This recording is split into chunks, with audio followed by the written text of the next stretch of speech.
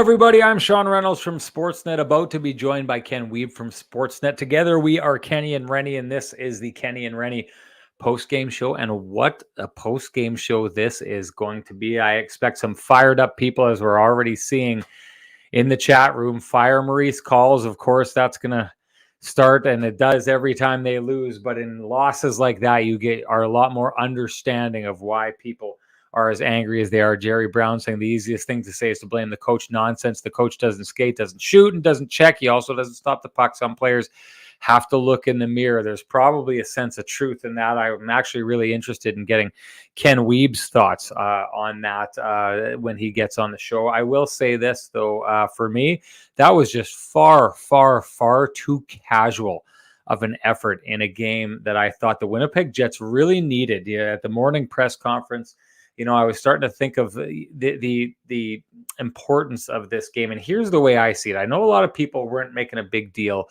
out of the Jets coming away after losing that game against the Vancouver Canucks. This is the way I saw it. You can say all you want about it being, taking 3 out of 4 points on a little mini 2-game road trip against two teams well below you in the standings. And that's fine, as long as you come out and you prove down the road that the points that you give away to teams below you, you're going to earn.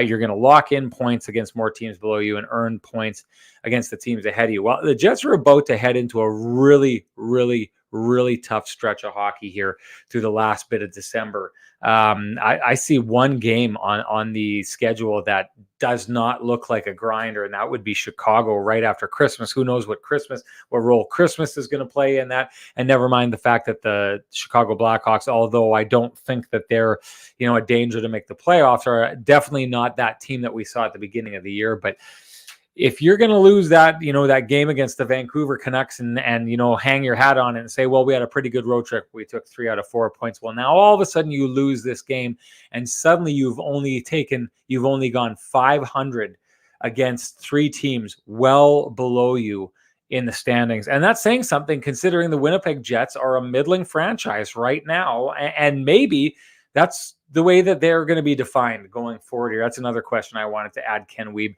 Why waste any more time? We should bring him in here. I will say this. I was gone. You noticed the last couple of games. Kevin O stepped in for me and Huss stepped in for me the game before that. I wanted to say thank you to them. I was down at the Board of Governors meetings covering things, and I thought it was really interesting. We were down there, and so many people asked me about Ken. Frank Saravelli said it was downright weird seeing me without Ken. And you know what I think that means, people?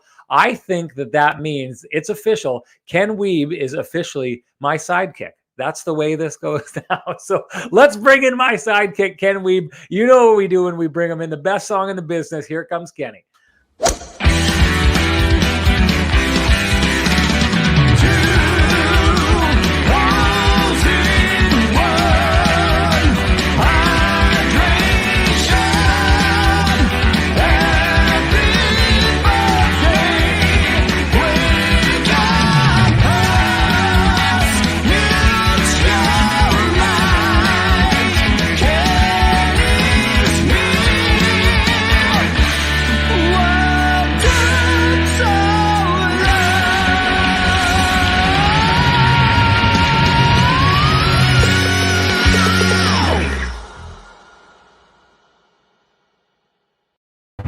There's my main man, Kenny Wiebe. Always great to see you. And I got to say, Ken, if you are my sidekick, as I was trying to say before you came on, how did your name get first in the show, Kenny and Renny? I don't know about this Renny and maybe it should be Renny and Kenny business. We should try and figure that out. But all jokes aside, it's great to see you, my man. I feel like I've been gone away from this for too long. Can't wait to get into it. What a whole bunch of business the Jets have given us to talk about here today. But Ken, your initial thoughts on the game? Yeah, great to be with you, Sean, and I've been called a lot worse things than your sidekick, so I'll happily embrace that title if that's what you'd like to go with. No problems at all there. I think all about me, Kenny. No problem. It's okay. You're the TV guy. I'm just the hardworking print person trying to go on to be a multimedia tasker. So I think you said it perfectly out of the gate. Casual. Jets are far too casual. All we've heard about in this last stretch is, the Jets have a lot of leaders. Obviously, missing Blake Wheeler is important. I mean, he had 10 points in his last 5 games. But all we've heard about is the Jets' expanded leadership core, and guys were going to step up and get the job done. And this was not a complete no-show, but pretty close. This is one of the worst efforts the Jets have put forward this year. Outside of Pierre-Luc Dubois and Nikolai Ehlers, I don't think the Jets had, who else from the Jets was really going in that game. Not enough players. They had far too many passengers. Far too casual. They were not nearly. There was no sign. Like you said, if you take 3 out of 4, it's fine if you win the game coming back at home, and then it's 5 out of 6. But going 500 against those 3 hockey teams, no matter if one of them is getting a new coaching bump, that's not good enough. If you want to be an elite team, let alone a team above the playoff line, you cannot lose games to a team that was winless in 7 and had 1 win in its last 12 games.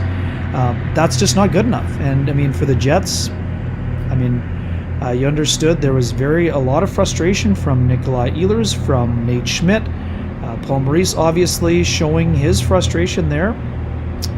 It doesn't sink their season, but those losses they're doubly tough, Sean. They're tough because of the points that are missed in that game, and then it means you're chasing those points that you left on the table in the next game when you're playing a team like the Washington Capitals, when you're playing a team like the St. Louis Blues. The Jets are playing 4 divisional teams after Friday's game. Are they? Yeah, 3 at home. Or sorry, the 1 game at home against the Blues, 2 on the road, and then they come back against the Minnesota Wild. Yeah. That's not good enough. I mean, right now they are middling. They are a team that's just below the playoff line. They didn't have enough going in the game itself. They made some uncharacteristic mistakes. They had an opportunity to extend a lead, and then they didn't get the job done. I mean, they were chasing the game. They found a way to get it back to even, and then they just kind of collapsed. I mean, to be perfectly honest, too many breakdowns in the defensive zone, and they led to some bad goals. Kenny, I wasn't. Clearly, I'm at home. I wasn't there tonight, but Roscoe Pico trained. What do you want us to ask him? Did you watch Roscoe? Did you watch the post game? Paul was asked about everything. The question wasn't asked. I can't believe. I mean, it was pretty obvious. It was pretty obvious. Get out of here. To me what was happening there? But you know what? So here's a question, because this is where people are going to get to. And actually, before I get to that, let's talk about that. I had kind of said that they'd wilted. That third period response, I think, is one of the things that bothered me most. Sure. You know what I mean? I mean, the Jets, I had thought, had been, despite the fact that they'd been fairly dominant for some stretches of the game, I felt like that's all they had. They had this push, and then they would disappear for a while and let the Sabres back into the game. It was a little bit of that playing with fire mentality, right, and it ended up costing them. I thought, to a degree, even though that they had outshot them the way that they had, I thought they were lucky to be tied 2-2. Then they gave up that third goal, and I was thinking, okay, well, we're going to see them come out in the third period, and it's going to be one of these classic, which how much I dislike how the Jets do this, but kind of lack of effort in the first 2 periods, and then they pull it out of the fire in the third period. Well, there was no fire in the third period, and that to me was extremely problematic. The Jets used to be a team, last year they talked about this, they were very aware of not losing 2 straight games. They were very situationally aware of the schedule, of where they were in the standings, of the amount of points they needed to rack up. And to me, like we had said about them getting now 3 points out of 6 against very low teams in the standings, it strikes me as a team that seems to have lost that situal awareness. Would you agree? Yeah, I don't know if it's fully to that extent, but I mean, we heard all the right things said. I mean, Pierre-Luc Dubois said, I was not aware the struggles were that badly. I mean, Adam Lowry made it quite apparent today that he was well aware of what was happening with the Buffalo Sabres, and he knew that they were due in a lot of ways. If you've only won once in 12 games, they're now in that situation where they're pretty much out of it, so now they're back to playing a relaxed game. Well, if you know that, then you need to be buckling down if you're the Jets, right? If you know the other team is playing loose, then you need to be better. You need to be structurally sound. You need to be staying in lanes. You need to have a third guy high. You need to have the guy in front covered. I mean, again, there were a bunch of mistakes that that can't be happening. Mistakes made by really good players. I've told you all year long that I've been a big fan of Yevgeny Svechnikov's game, but he had a tough goal on the second goal by Dahlin.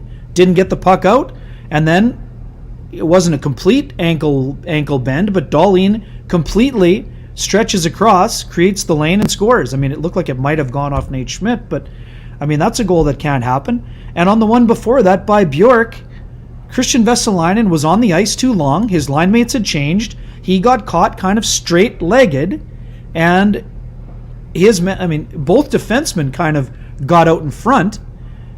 But Vesalainen's got to have that guy. He's got to pick him up late. So the Jets just weren't good enough. I don't think it's a matter of not being ready, but they just didn't play well enough. And when you don't play well enough, you got to do a better job of that. Nate Schmidt said it. Nate Schmidt has been around a long time. Nate Schmidt has been on teams where the coach who took them to the Stanley Cup final was fired. So he cut that question off at the pass before it even got completely out. So, again, I understand folks want to be fired up. Paul Maurice was pretty sour after the game. He didn't have a lot of expansive answers, which is unlike him. But you know what? Good. Be pissed off about a bad loss. But again, I don't think that it is a lack of preparedness. But there's far too many points being left on the table, Sean, and that responsibility is on all parties. It's on the players, it's on the coach, and it's on ultimately it's on the group itself. They need to be better against those teams. I was going to ask you who's responsible for that effort, and they're all responsible. Yeah, I agree with you there. But here, I'll say it this way: you talked about Paul Maurice, and Paul Maurice had one of those. He doesn't have a lot of those. He's usually not lost for words. He's usually got an explanation of what happened. He didn't have that tonight. Here's my take on that, Kenny, and you can tell me if I'm way off base with this. But Paul Maurice does not go after his players in the media. That's been an established tact of his for a long time. He will deal with situations behind closed doors. I've said in the past, I'm not sure if this is the best way to do it. I've pointed to coaches like Barry Trotz, and maybe I'm making myself sound out to lunch here, considering Barry Trotz is currently coaching, one of the worst performing teams in the NHL. But Barry Trotz is the kind of guy who isn't afraid to say stuff about his players or where they are lacking in front of the media, because he has those conversations with the players, and so he's not hiding it. And he's definitely not one of those coaches who's afraid to say it to his player in the room and then goes and says it in front of the media. It gets said all around. My takeaway from this tonight is, this was disappointing, right? Like, this loss to me feels, and someone had talked about it either in the chat room or on Twitter, but this loss to me feels like a worse loss than the game against the Arizona Coyotes. And I'm not one of these people who tries to hold up that Arizona Coyotes game and say we got goalied and it just didn't go our way. I didn't like the Jets' performance in that game either. I thought they were way too perimeter, and that, I've always said, I think is the Jets' biggest problem when they're not going. But tonight is problematic. I think it's hard to look at that night tonight, although there's a couple things that I'm going to say that I liked about that game. But it's hard to look at that game tonight and go out as a coach and say, we did this well, we just have to tweak this. I think Paul Maurice basically is at the podium not holding a long press conference because there was nothing nice to say. And I think he's of the opinion that, one, he's not going to roast his players in front of the media, and two, if you ain't got nothing nice to say, you don't say anything at all. Am I out to lunch with that take? No, you're exactly right. If he wanted to run down a checklist of who played poorly, he would have been standing up there for half an hour, right? So, no, you're exactly right. Paul Maurice is not going to go out and carve his guys, and that's fine. I don't expect him to change. And here's the thing, Sean: when a coach or when a team is not living up to expectations, the last thing you want to do as a coach is start acting like someone else. Right? That's not to say you can't adapt and adjust, which is necessary in the situation on several fronts. But you can't be someone you're not. If you're up there, if you're Paul Maurice, and now suddenly you are carving 5 of your best players, now the players are looking at themselves and saying, what's this guy doing? This isn't what he does. Now, and then you have confusion. So to me, I'm not surprised. You're right. Paul Maurice maybe has 3 or 4 of those nights out of 82, and then you move on. But I mean, he was obviously disgruntled. He was so frustrated he didn't let me finish my question. He thought I was asking him about the blender. I had no issue with the blender. I knew why he switched the lines, because he only had 2 players going, and he was trying to see if those guys could get other guys going if he put them with different people. So I also, hang on one second. Yeah, this is what I love. I just love the point you brought up. I want to get back to it, but keep going. And I know you don't like this, but in this situation, what have we heard for the last 2 weeks? Why did Paul Maurice break up PLD and Kyle Connor? Today, when he puts them back together, people are also freaking out, saying, why'd you break up Ehlers and Dubois? Which I understand, because they were playing well together. But you need more than 2 guys going, which is why he broke them up. The bigger problem is that this is another great example, Sean. How many times have we said this through 28 games? The Jets only had 1 line going. And when you only have 1 line going, you're not going to win a lot of hockey games. So this was another example of that. But I mean, that was my point of the original thing. I mean, I want to ask Paul Maurice about the defensemen. We've seen tons of line blending with the forwards. What about switching things up a bit? I mean, I think, by my calculations, and I'm not blaming these two, for the most part, they've been good together. But tonight, I don't think it was the best night for Nate Schmidt and Josh Morrissey together. So for me, in my head, I'm wondering, how about Neil Pionk and Josh Morrissey? How about Nate Schmidt and Brendan Dillon for a little bit? How about trying that a little bit? I mean, I'm just wondering if that might work, because we've said a lot this year that there have been times when Pionk and Dillon hadn't been at their best. And tonight, I think that Schmidt and Morrissey didn't have their best game. There was some confusion on the 1 goal for sure, and then I think a pinch on the 2-on-1 that Skinner scored on. But anyways, just a thought. I mean, I wonder if that's something that the Jets might want to look at. Obviously, Paul Maurice was fairly dismissive. He said, sure, it might be something that we look at, but he didn't want to dive into it, which is totally fine. But to me, I think this is, you know this, Sean. There are times when a line needs to get things shaken up a little bit. Not to say that they get, it's always the beauty, as I almost finish up at the buffet here. But when much like when a line is together, sometimes they get a little complacent. So to me, I think that maybe now that there's been just over a quarter of the season, I think it might make sense to try Pionk and Morrissey together and see. I mean, that was something that the Jets wanted to try. They did it a little bit last year. That was one of the reasons they went after Alexiak and some of those other defensemen, so they could play the 2 of them together. So I'd like to see them try that a little bit. And having said that, which is natural, when a guy is coming off a concussion, it's not likely he's going to be sharp in his first game. I didn't think Pionk was very sharp, but he had a lot of company in that regard. So I think that, to me, that's the next thing. I don't think they need to spend time blending the lines for the next while, but try a little tweak on the back end and see what happens. I also want to see, as long as there's no outbreak with the Manitoba Moose, get David Gustafsson up here on Friday. That is something I want to see happen. And I'm not just saying it because I've been the promoter of the Gus bus.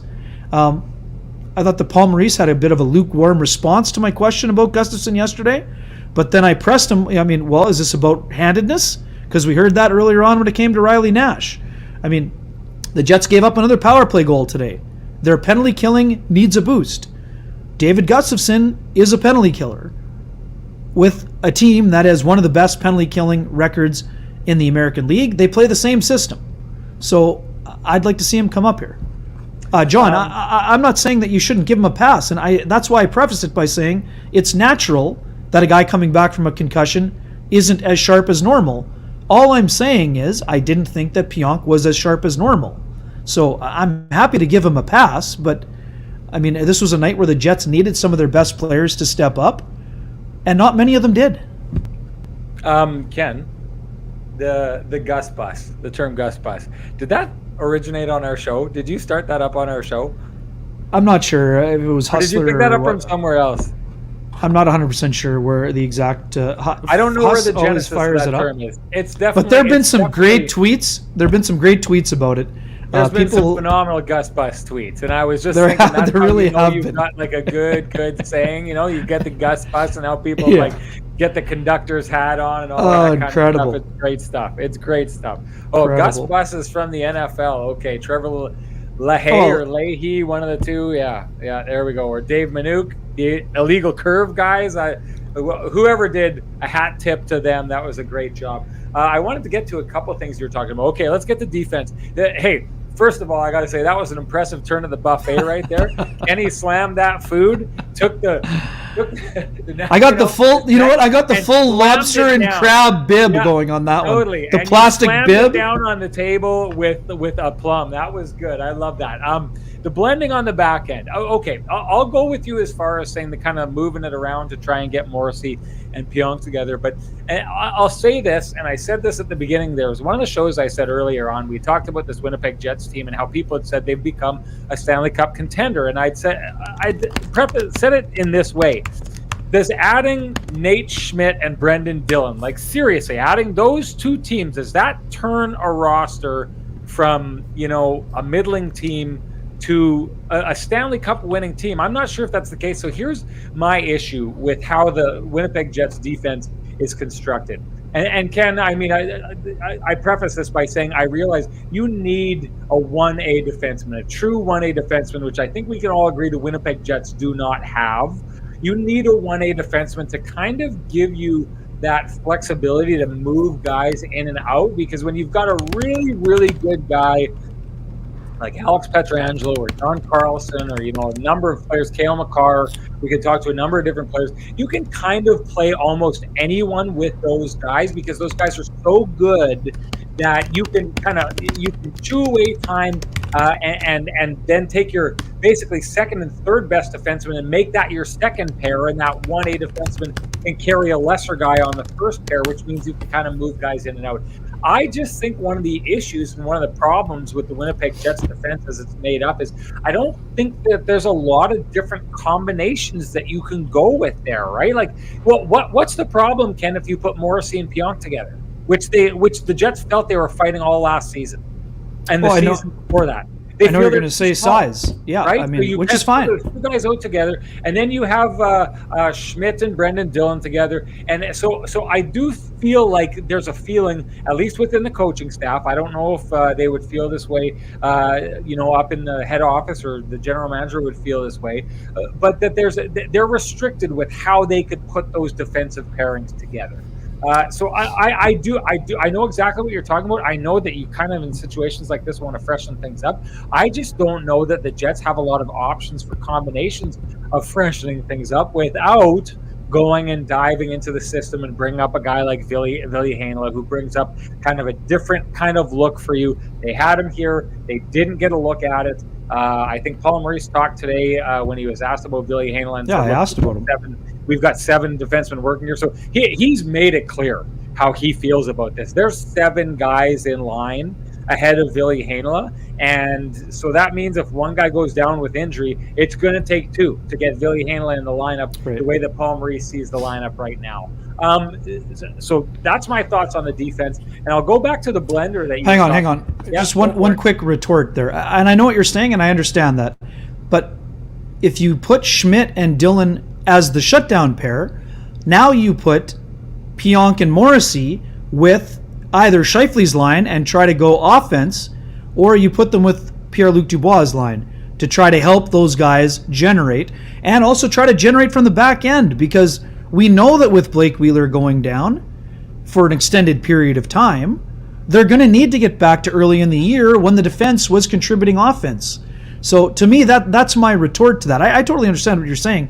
And because of the way that Josh Morrissey and Neil Pionk play, they're not afraid to get engaged physically. So, I mean, do you want to have them together against the St. Louis Blues if they have all their players? Well, maybe not. But I just think it's worth a try just to kind of freshen things up. And it doesn't necessarily have to be long term. But I agree. I mean, we're not going to get a fully different look until Heinola gets a chance at some point. But to your original point, I mean, you added 2 important defensemen who have played top 4 roles. That should make them better, right? But so far, I mean, at 5-on-5, the Jets are still, I mean, going into the weekend, they were second in the NHL in fewest goals allowed behind the Carolina Hurricanes at even strength. So some of the things that they're doing are better. And some of those things are related to their improved defense core. but because of their suspect special teams play, it sort of clouds over what the defensemen have been able to do in terms of improvement. Okay, and then I wanted to get to the blender, and I know that you like that move. I absolutely hated that move. The flip-flopping of Connor and Ehlers tonight, I was like literally popped up off my couch and couldn't believe what I was seeing. And Ken, I know what you're saying. You're trying, it's this constant juggling of like, we've got this going, but I'd like more going, so let's move a couple things around. I thought, and I wanted to get to this, I thought that Ehlers and Dubois were phenomenal tonight. Both of them. I thought they were phenomenal. I thought that they were absolutely dominant. And I'll say this about Pierre-Luc Dubois. It's nice, and I understand the blending, because it's nice that you've got Pierre-Luc Dubois in a situation where you've got two players who are, I think, clearly the two best wingers on this Jets team in Kyle Connor and Nick Ehlers, who work with Pierre-Luc Dubois, who he has now built a real solid chemistry with. Those players are looking for each other, finding each other, creating, opening up space for each other. They both do it. It's been a while since we got to see Kyle Connor do it with Pierre-Luc Dubois, but we know they're capable of doing it because they did it in the past. And the big question not long ago, Ken, was would Ehlers be able to build that with Pierre-Luc Dubois? And to me, unquestionably, he has. I thought they were phenomenal tonight. And that's why I was blown away that in a one-goal game, you break up the one line that is working and is really, really working for you in an effort to get two lines going. And who are we serving in this situation? I mean, it comes back to this for me again. Like, is this about Mark Scheifele? Like, is that move about getting Mark Scheifele going? Is it saying, okay, well, Mark's not going tonight, so let's move Kyle Connor because we know he can work with Pierre-Luc Dubois, and maybe Pierre-Luc Dubois will wake up Kyle Connor, and he'll be excited to kind of reunite with him, and then maybe we can take Nick Ehlers, who's been hot tonight, and he can get this other line going and give us a two-line attack. But it's the Buffalo Sabres. They were so mistake prone in that game. Like, the goals that the Jets scored were gross errors on the part of and sorry, if Rasmus Dahlin blew a tire there, I shouldn't call that a gross error. That just happens. But that entire second goal is created by a puck that should be out of the zone and doesn't get there. And that first giveaway, in my mind, Ken, was unforgivable. That leads to Pierre-Luc Dubois' first goal of the game. He got pressured. He was under pressure, right? I mean, he made a bad play under pressure. Up the boards. It's this is we're talking about Pee Wee hockey stuff here. But Svechnikov sealed the boards. That's why it wasn't available. No? Right. At least it's still on the boards. If you throw it in the middle, you take the puck away from where all your guys are, and if it's turned over, it's death. And that's what it was. Like this. So you make a good point, Ken, in that this is a young, inexperienced Buffalo team, and those are young, inexperienced mistakes that team is making. That was a mistake-prone team who is up by one goal. My bet is that if you keep Ehlers and Pierre-Luc Dubois' line together and allow them to go out and put on the pressure that they had been putting on for the entirety of the game, that they're going to get some of these mistakes, because Buffalo's making mistakes even without pressuring them. And those guys are going, let them try and capitalize it. Let that line who earned their way back into that game try and earn you in one last time. I did not like that move at all, because the risk of trying to get two lines going, the greater risk is that the one line that you have going is not going anymore. Of all the blender moves, and listen, I was the guy on the blender early on who was, I think I was the loudest and most vocal when it came to breaking up Pierre-Luc Dubois and Kyle Connor and Evgeny Svechnikov. But this, to me, is the second biggest blender mistake that we've seen this season. That was a game that was within reach, that to me goes out of reach as soon as you take the two players who are going and tie anchors to their backs and players that aren't going in that game. Yeah, I mean, quick one on that. Andrew Kopp moving off the right side was part of the reason that Paul Maurice made the move. That was the one thing that he was able to sort through during his post-game presser. He didn't think that Kopp was comfortable there, so we know that Nikolai Ehlers is comfortable on the right side, and we know that Paul Stastny has been a little bit more comfortable on the right side there, so that was part of the decision for sure. But also, too, I mean, I think that he felt Ehlers was skating, so he thought that maybe he could get Scheifele going a little bit. And also, too, I mean, Kyle Connor is the Jets' most dangerous scorer. So, I mean, putting him with the guy who is going the best makes sense to me. I totally know what you're saying, and I think that if if they'd kept Ehlers, how about just Ehlers in that situation? How about Ehlers, Dubois, and Connor, right? I mean, that would have made sense as well. Sure. I mean, I'm okay. Just move Stastny on the right wing with Scheifele and Kopp. Get Kopp on the left and move Stastny in there.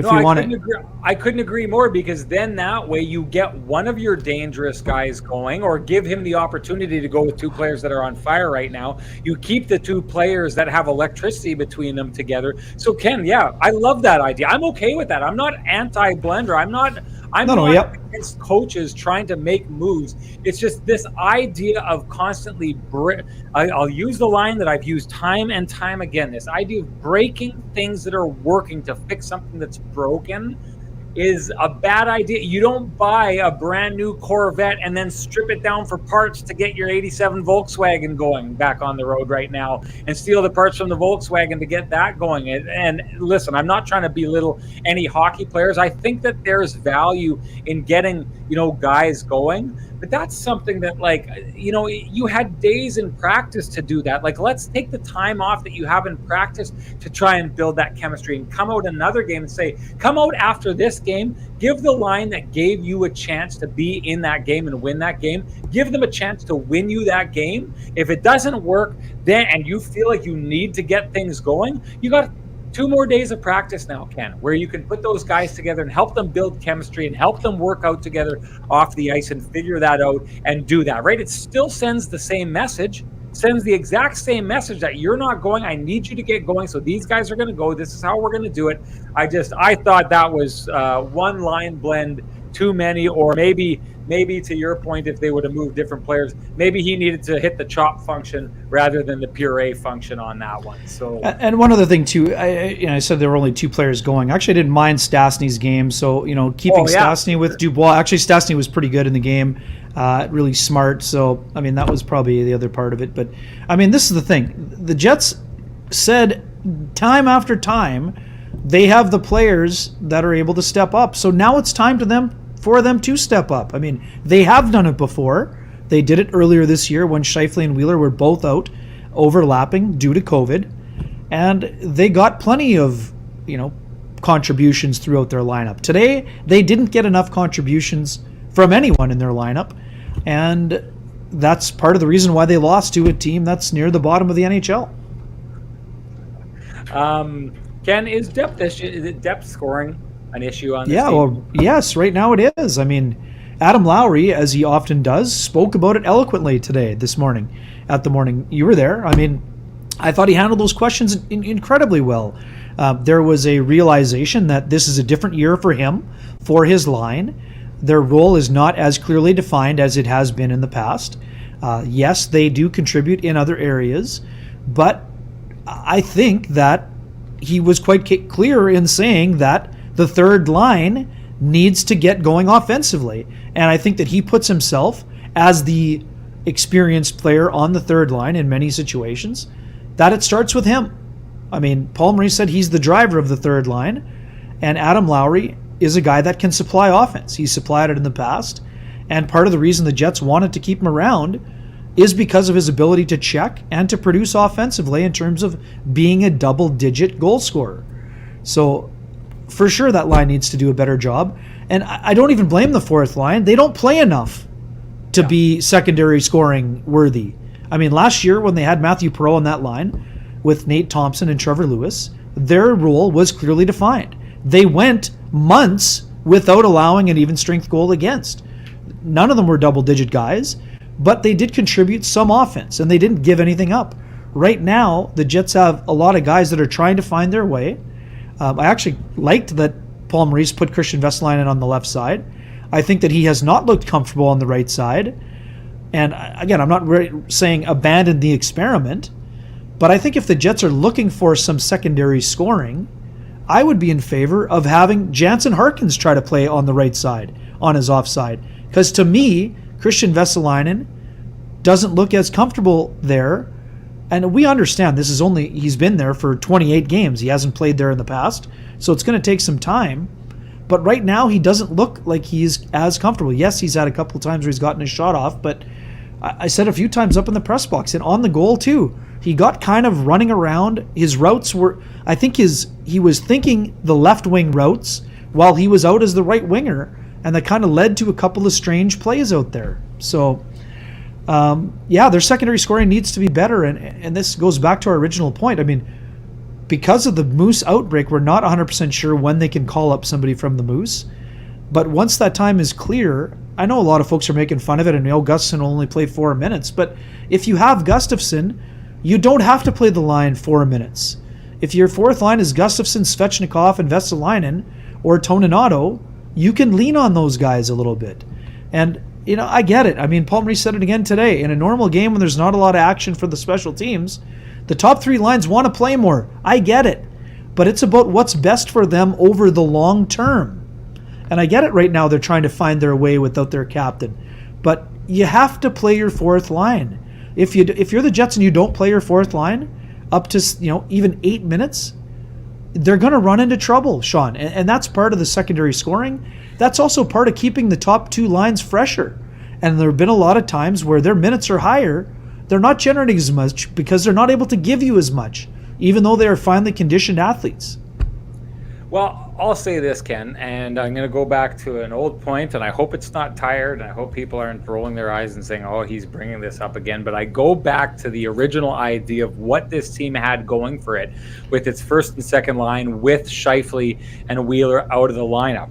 Those 2 lines were going. They were going great. So you had already a built-in idea of bringing back in Blake Wheeler and Mark Scheifele and putting them on the third line. And let's be honest, Ken, Paul Maurice never ever viewed those 2 as the team's third line. We did, because the first and second line were doing so well. They deserved to be called the first and second line. And when Wheeler and Scheifele returned, they weren't getting the job done offensively. So, it looked to us like it was a third line.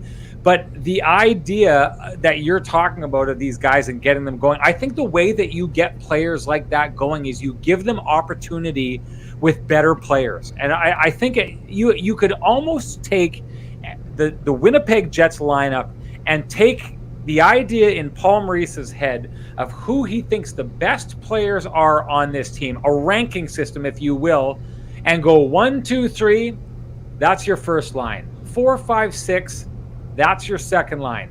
7, 8, 9, that's your third line. 10, 11, 12, that's your fourth line. That very much looks like the way that these lines are constructed. And that's not how it goes in a lot of other places when you play hockey. And the perfect example of that was Svechnikov up on the line with Dubois and Kyle Connor. Svechnikov was an extremely useful player. Svechnikov was an extremely useful player up on that line, despite the fact that he wasn't considered to be a good enough player to stick around with the Detroit Red Wings. They found a guy, they found money and used him, and were using him on the first line, and it was working. And that's the thing, is when you've got 2 really good players like Dubois and Ehlers, hey, if you moved either Vesalainen or Jensen Harkins onto that line, I have no problem with that, Ken. You want to know why? Because it builds depth up and down the lineup. If you can take players like that and move players on down and have Paul Stastny playing on the third line with another guy who can actually trigger the puck, then you've got depth that you can use up and down the lineup. But there's this kind of race to the top, cream rises to the top attitude in the way that these lines are built. And what it means is, and I said this at the beginning of the year, Ken, tell me if I'm wrong, one of the concerns that I had from this team is the depth of it. Its third and fourth lines did not look good enough to me. And that's an issue right now. That's a problem with this team, because on a night like tonight, if you can't get secondary scoring from your third or fourth line against the Buffalo Sabres that makes a difference in a game, then you're probably not getting it against teams like, the St. Louis Blues or the Colorado Avalanche. And boy, that's another thing. I've been watching this, and this is kind of off too, and you can only play the schedule in front of you. But one of the other things we should point out while we're looking at the Winnipeg Jets and the schedule that they've gone through right now, people tell me I'm wrong, and I know at the beginning of the year I said this, and it started looking like it wasn't necessarily the case. But the Winnipeg Jets have had a lot of games that are the kind of ones you circle on the calendar and say, these are the points that you're looking for here. Whereas a team like Colorado, who has games in hand and points on the Winnipeg Jets, who the Jets are going to have to try and catch, have been racking up games against Vegas. I think they've played twice. Florida, they've played twice. The New York Rangers, I think, they've played twice. Like, these are some of the best teams in the league that are now in the rearview mirror for the Colorado Avalanche. And the Winnipeg Jets, those are all teams they've yet to go and play down the stretch here. There's a lot of tough games and a lot of tough teams the Winnipeg Jets haven't even seen yet. And when we saw the Carolina Hurricanes come rolling into town, this is the kind of hockey that I'm thinking the Jets, these are the teams that they have yet to play. And we saw what happened. They looked underprepared against that team. So again, I know I've kind of strayed from the points here. We were talking depth at the beginning of this, but depth isn't where it should be. But you've got so many talented, skilled players, and I'm against the idea, unless you are so unbelievably stacked, or even like if you're the Pittsburgh Penguins, who won their first Stanley Cup and did so with the HBK line as their third line.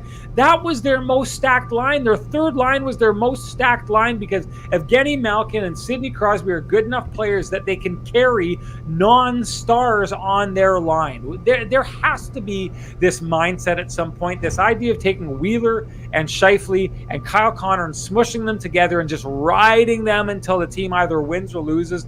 I just don't think it's the mindset you have to get into. These guys have to learn two good guys with one guy on their line who they can string along, a la Pierre-Luc Dubois, Kyle Connor, and Evgeny Svechnikov. That's how you create depth. That's how you create depth scoring. It's not a surprise the Jets aren't getting goals from the bottom right now because you're asking players who've never done it at the NHL level before to do it.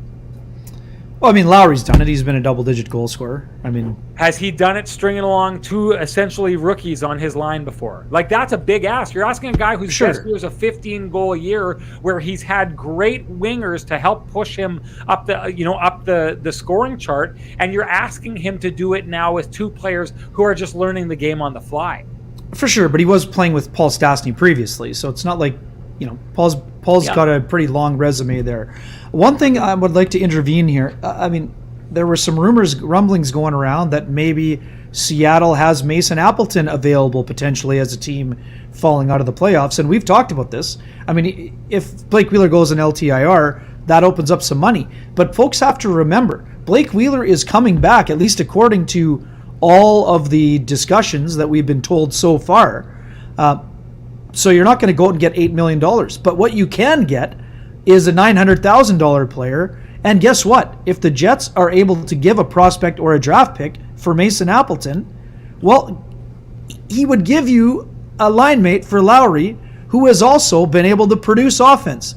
And he's been one of their penalty killers. Yes, he was more like their fifth penalty killer last year, but the Jets need a fifth penalty killer this year, or a sixth. So I think that I would be surprised if Kevin Cheveldayoff hasn't been on the phone with Ron Francis. What's going to take to get that done, we'll see. But to me, that would make some sense. It's a right-handed shot, and it's a guy who's familiar with the system. I mean, the Jets didn't want to lose Mason Appleton last year. But, I mean, they understood that at his salary, he was a little bit more appealing than Dylan DeMello, who was making $3 million. So that'd be something that I think could help the secondary scoring, and it wouldn't cost you the farm. But you're right. I mean, you need to get more players contributing. If that means spreading out the wealth, fine. But I think these aren't kids. I mean, Christian Vesalainen's been a pro now. This is his third year over here, right? I mean, he played in Europe before that. I think he's got to be the guy taking the step. You mentioned Pittsburgh, Sean. What happens in Pittsburgh is that guys like, Jake Gensel come out and explode. Guys like Brian Rust become 20-goal scorers with regularity.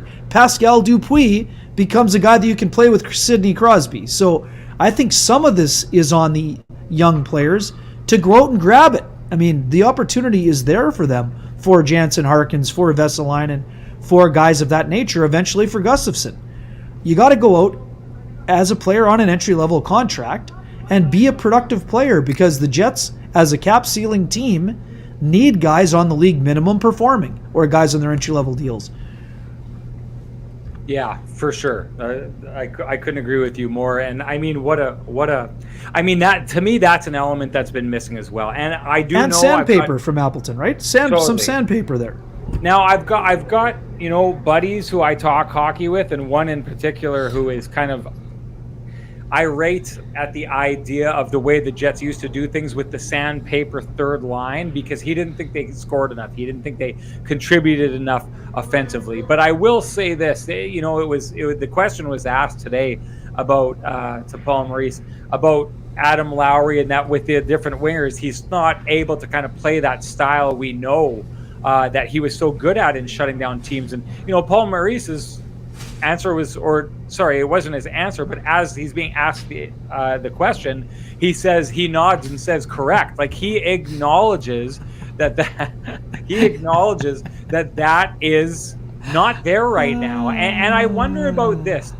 I ask you the question this way, Kenny. Is it an error in the way this team is built that there aren't wingers on it that can play alongside Adam Lowry to elicit that kind of game from him? Because as I've said a million times in the past, Adam Lowry was the blunt object that Paul Maurice used to bludgeon the other team's top scorers with.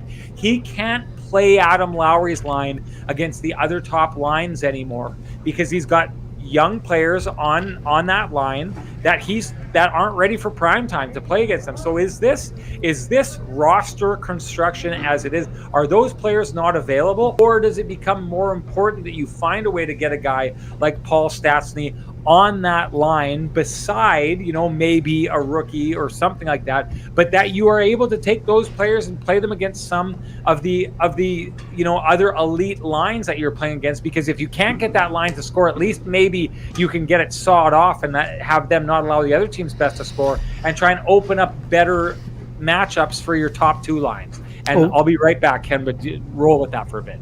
Yeah, I mean, Sean, we've seen that a little bit last year in that series against Edmonton. We thought that the way the lines were constructed, that having Mark Scheifele go up against Ryan McLeod would certainly be a benefit for them. So, I mean, again, would they benefit from having a true shutdown line? I mean, sure, but you got to have the personnel to do that. And right now, there seems to be a transition happening with the third line. And it would probably take bringing someone in like in Appleton to help get that done. I mean, I would argue that the point of Sean's friend that the Jets didn't get enough offense. I mean, the year that Brandon Tanev cashed in on his free agent deal, he had 14 goals on the third line. And I'm pretty sure Andrew Kopp was in double digits that year as well, and I think Lowry was around 8, but he missed a lot of time due to injuries. So, I mean, the Jets have to find a way to get going. I mean, like I said right off the top, I mean, part of the problem is that they have not had more than one line going on enough nights, right? And if you don't have enough more than... Sean, this goes back to what we talked about off the top. If you don't have more than one line going, it doesn't matter who your shutdown line is, right? Because you're not getting enough from that line. And Friday night is another great example. It's the best game that we've seen from Blake Wheeler, Mark Scheifele, and Kyle Connor, probably in years. That was one of their best games in years, but they had nobody else going in that game. I mean, a couple other guys had some chances, but that was a night where they needed a second or a third line goal. When a team is flying that way, then they have their top line rolling. Somebody else has to step up and kick one in. But I'll say this, Ken, hold on, before you go any further, I want to respond to that because I got thinking this. So, yeah, on that night against the Canucks, we're starting to see, oh my goodness, this is the best we've seen Wheeler and Scheifele and Connor play together in a number of years. This is phenomenal. Too bad someone else on the team wasn't kicking in and they could win this game. But I ask you the question, that having played out the way it did, if Wheeler doesn't get injured, is there ever a thought of breaking up that line to try and get anyone else going? Well, you shouldn't have to, because you have Dubois and Ehlers together on that other line. You shouldn't have to, but you didn't. I go back to this point, like, okay, and I'm going to say this, and I know a lot of people are thinking of it, but a lot of these moves, and I just need to get this off the screen. A lot of these moves are being made to get people going, right? But then if you landed on Scheifele, Wheeler, and Kyle Connor, and they were playing like they were that other night, My guess is Paul Maurice would ride that line, hoping they'd win some, win more than they lost with that line together. But what it seems to me, and what I think a lot of other people feel like, and you're hearing it here in the comments with people saying that like good play is not rewarded, and I think Svechnikov is kind of the poster child for that this year. But it seems like the line blending always ends in one spot. It ends with Wheeler, Scheifele, and Connor. And it seems like every decision is made to eventually land on that. Not to get a bunch of different lines going, but to give that line what they want and what they feel is optimal. And yes, the other night when they get going and they show what they're capable of doing, that line is special. And what they're able to put together and score and how they're able to do it is special. And it's pretty and it's gorgeous and it looks elite. But we also know that defensively it can be problematic at times. So I just, to me, I look back on that and I thought they lose that game against the Canucks, and it's easy to say Blake Wheeler got hurt and that's why, they didn't go on to win that game, and that's fine. Maybe that's the truth. But the thought occurred to me, if they lost that game and then they came in here tonight and they lost this game, but that line had the 2 goals tonight, would they ever break that lineup to get everybody else going? To me, it seems like there's too many decisions made to get to the same answer. It's like doing math equations in your head time and time and time again and ending up with the same answer every single time, which is 81, 55, and 26. Yeah, I mean, I know what you're saying, Sean, but you can't have it both ways. If you don't want them breaking up a line that's going, then you can't ask them to break that other line up. I know, even though it reinforces your point. If you're mad at all the other times when they've broken it up, and I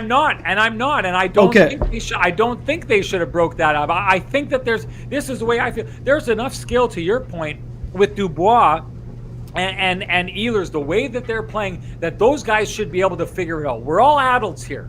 We're all adults. It's your job. Figure it out. You don't think you've got enough skill beside you on your line to figure this out? BS. Take a look at what you have. But that same idea needed to be applied to that top line. And it goes back to the point of the depth that, imagine the depth that this team had if 26 and 55 would have stayed together with Adam Lowry and worked their way through those problems and let the 2 lines that were going keep going. Where's Andrew Kopp's scoring been compared to what it was at the beginning of the season? And where would we be now if we would have let that go? So I agree with you, Ken. I'm not calling to have that line broken up. I don't think it should have been. They were playing in a way that was working fine.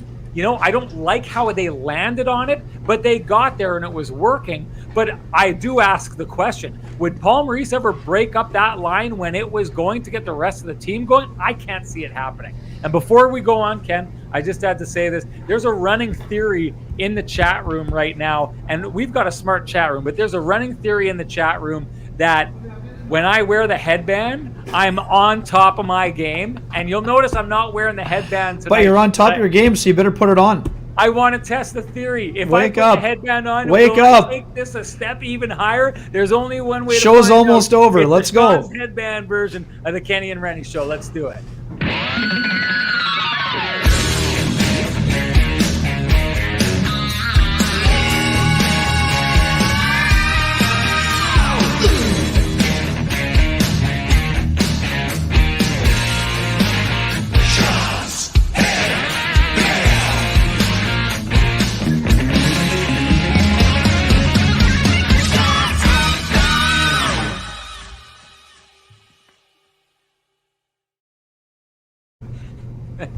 This was a good one here.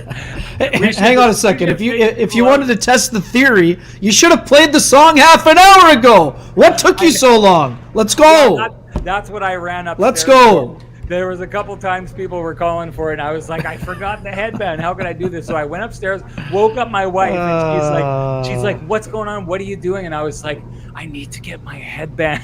And she What a moment. What a moment. Boy. Anyway, where do you want to go? God bless Laura for putting up with that.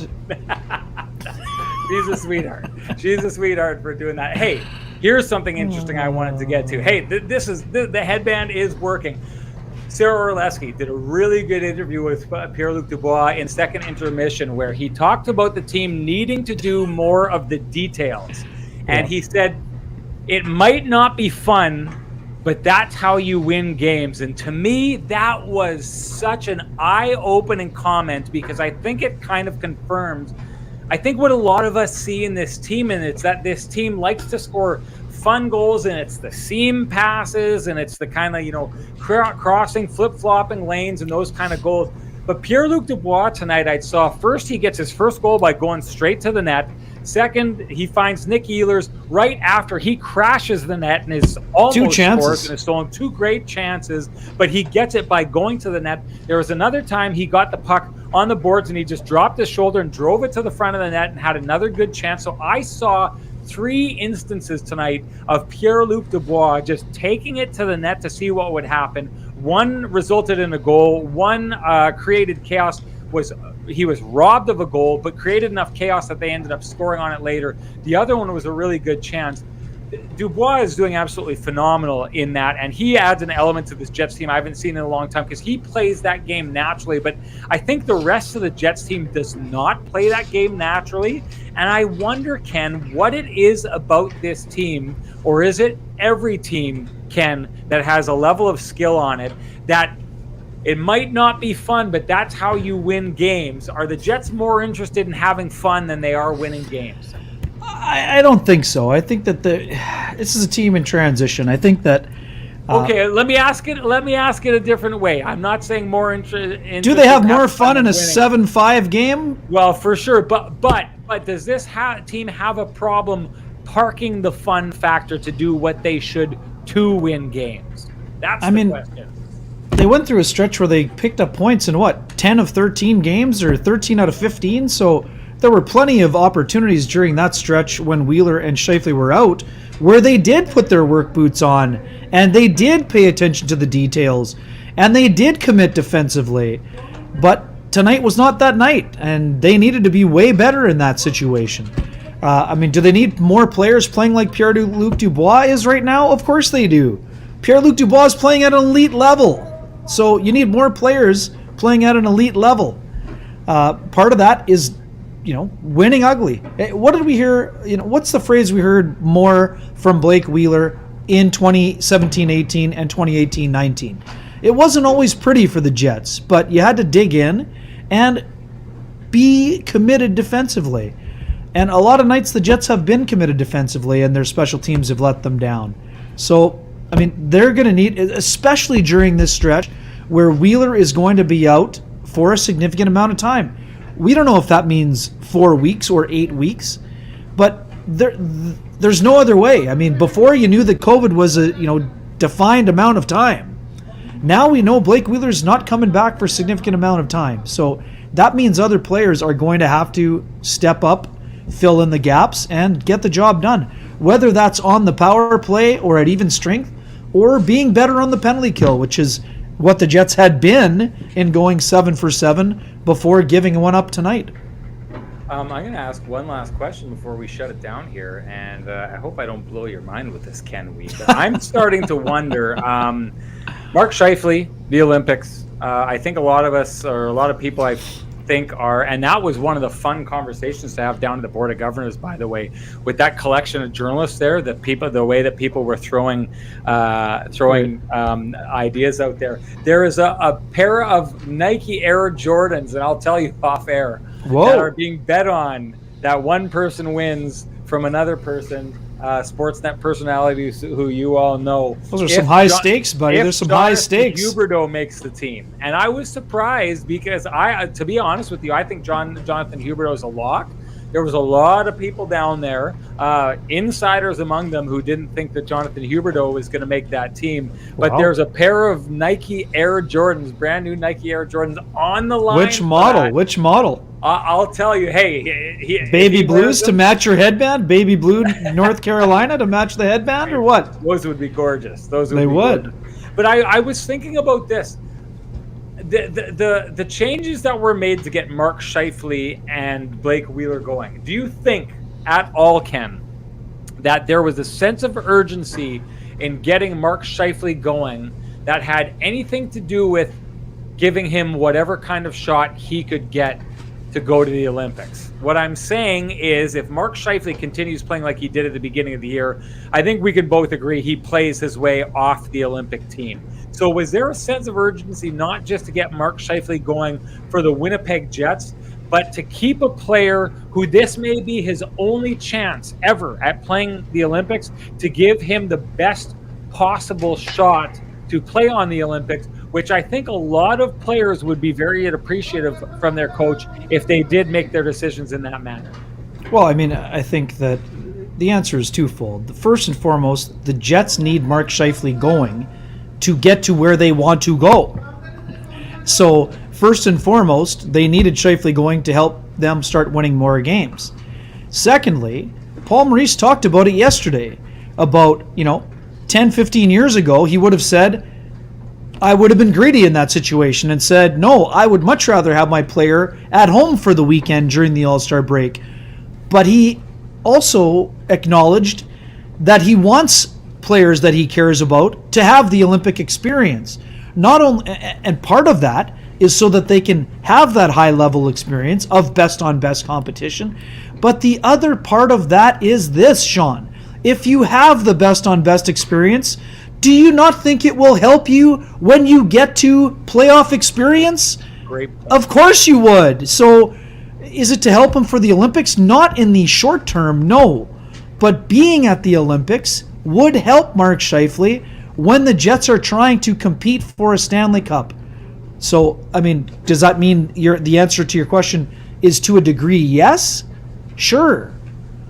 Liquor Beaver was all over your point. That's a great point, and that had not occurred to me. You get him there, and what he learns from that, he brings it back and becomes a better player. Yeah, I'm not comparing him to Mario Lemieux, but it's not a secret that Mario Lemieux won 0 Stanley Cups before he played in the Canada Cup, and then he won Stanley Cups after that because he was pushed by the greatest players in the NHL. At the time, Lemieux was probably the most skilled player in the NHL because Gretzky had already been in the league for quite some time. Gretzky was still the best player, but the most skilled player at that time was probably Lemieux because he was in a bigger frame and could still move. But what happened to Lemieux was that he found himself around winners, around guys who have won Stanley Cups. And then he won the Canada Cup in dramatic fashion, and then he went back to his own team and said, you know what, this used to be the standard. You know what the standard is now? This. So, of course it would help Mark Scheifele to be an Olympian. I mean, could a cancellation help the Jets? Sure. But I also think you also run the risk of a major letdown for players like Mark Scheifele, and I think even Kyle Connor and Connor Hellebuck, to be perfectly honest, if the Olympics are canceled. Now, it's entirely possible it's a moot point and the Olympics are canceled because of this crazy outbreak of COVID. But I think there are nothing but benefits for players to play in best-on-best competition. I understand the New York Islanders might feel differently about what happened with John Tavares, but John Tavares still became a better player from having that experience. So, and I think Tavares would be the first to tell you he wouldn't, even if you had told him he might get hurt, he would have still wanted to be there. Yeah. I think we got to wrap it up here. I wanted to tackle a couple of things here. Is Pomo doing this 71 what he did to Sami Niku? Not even close. Sami Niku never couldn't get in the lineup. Couldn't get in the lineup. At least Svechnikov is in the lineup, and at least allowing himself or having an opportunity to show other teams that outside this year with the Jets, he could maybe go somewhere. Ken, there's been a restricted free agent, buddy, at the end of the year. Jets will have first right of refusal. Sorry. And the other thing I would say is, Ken, I saw a number of players put on waivers recently with the intent of buying out his contract. You and I talked about this for a long time. Jets should have done that with Sami Niku years ago. I don't like how the Jets handled Sami Niku. They needed to let him go on and try his hands elsewhere. I don't like how that was handled. Someone had asked about Scheifele and Pierre-Luc Dubois, if anyone at the Board of Governors meetings had them on their list. I can tell you right now, I didn't talk to anyone who had Scheifele on their list, and we'll go back to this again. There was a long list that was put forth by Team USA, Team Canada, Team Russia in October before the season started. So all the Canadian guys who've had a hot start that you wouldn't have expected, they're not on the roster. So I can tell you right now, I don't know for certain, but I would be blown away if Pierre-Luc Dubois was on that roster, because the decision on whether or not to put him on that roster would have been based on how he played last year. And clearly, I don't think Team Canada is deep enough that I doubt that they were taking up a roster spot for a player who'd played the way that Pierre-Luc Dubois had played last year. And last but not least, Ken, I'm going to do a little bit of a homework assignment. I want you do your thing. Scheifele was on the Team Canada listed today on Sportsnet's Twitter account as the 13th forward, just as an aside. That's not to say that's. I'm not sure who wrote that. I'm not sure, but I don't know who wrote that. But anyway, I wanted to send everyone home with a homework assignment. Maybe we can talk about it after the next game, which is going to be coming up here Friday. But I got thinking about this. And if you go back to 2019, 2018, beginning of the season, the Jets have an absolutely hot start, fall apart in 2019 once the calendar turns, limp into the playoffs, losing the first round to the Blues. The next year, and I know a lot of people like to blame it on Dustin Byfuglien's leaving, but they're a team that was basically right around the bubble, Ken, and made it to the bubble, lost out to the Calgary Flames. The next year, they come in after that, and they're the only team lower than them, or sorry, there were two teams lower than them out of the 16 teams that made the NHL. That was the NHL playoffs. That was the St. Louis Blues and the Montreal Canadiens, who we all know what they were able to do. But we talked about them being a potentially middling team. I know at the beginning of the year we talked about the Jets being a Stanley Cup potential team. This team has been a middling team since the calendar turned to 2019. Results, you can't argue with the results. And I go back to the conversation that we had at the end of the year with Connor Hellebuyck when he came out and said this team is a tweak away from being a dynasty.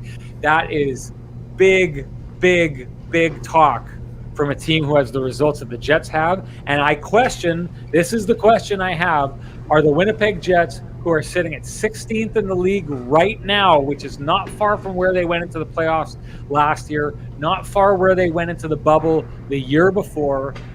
Take a look at this. Should we be surprised where the Winnipeg Jets are, or are the Winnipeg Jets exactly where we should expect them to be? Ken, I'm not going to ask you that question now. We'll tackle that for the next show. I'd love people to think about that, and we'll get back to that. Other than that, man, oh man, I know a lot of people have been saying that we've been on fire tonight, Ken, but the chat room is absolutely ablaze, tearing this thing down. I think my smoke detector went off in here. That was some good stuff. So thank you so much, everybody, for joining us. Ken, Thursday show? Yeah, we have one. We're still working on John Morosi getting back to me in the next day or two to confirm, and if not, we'll fire up a couple other guests. We'll have something up. 3 o'clock Thursday. Made a few contacts at the board of governors there, Ken. So get them on. Let's start showing off here. Showing off those contacts, buddy. Yeah, and you've heard it here, people. So hit the like button if you haven't subscribed. Get on that. We love to have a good time with you, and makes it that much easier if you subscribe with us. Thank you so much. We will see you Thursday for our long form show. It was great to talk with you.